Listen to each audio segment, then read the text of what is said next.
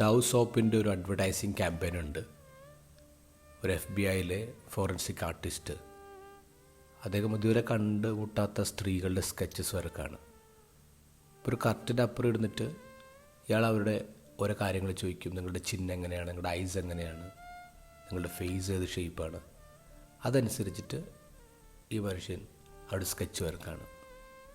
അതിനുശേഷം അവരുടെ ഏറ്റവും അടുത്ത സുഹൃത്തിനെ വിളിച്ചിട്ട് അവരെ ഡിസ്ക്രൈബ് ചെയ്ത രീതിയിലുള്ള വർക്കാണ്.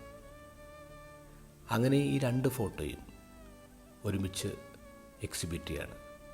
എന്നിട്ട് ഇവരെ കൊണ്ടുവന്ന് കാണിക്കുകയാണ്. ഇവരെ കൊണ്ടുവന്ന് കാണിക്കുമ്പോൾ 2 ടോട്ടലി ഡിഫറെൻ്റ് പടങ്ങളാണ്.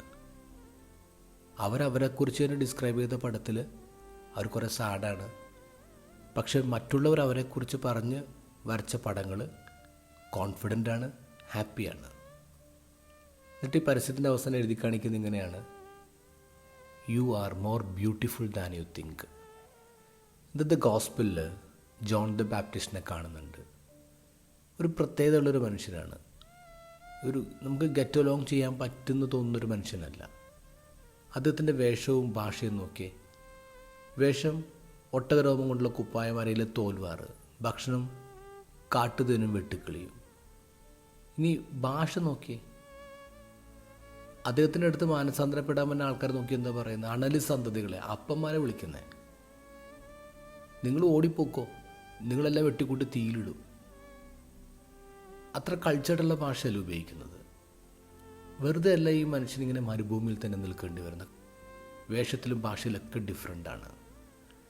യോഹന്നാൻ്റെ സുവിശേഷം 1-ാം അധ്യായം 6-ാം വാക്യത്തിൽ പക്ഷേ യോഹന്നാനെ കുറിച്ച് പറയുന്നത് എന്താ? ദൈവം അയച്ചൊരു മനുഷ്യനുണ്ടായിരുന്നു, അവൻ്റെ പേര് യോഹന്നാൻ എന്നാണ്.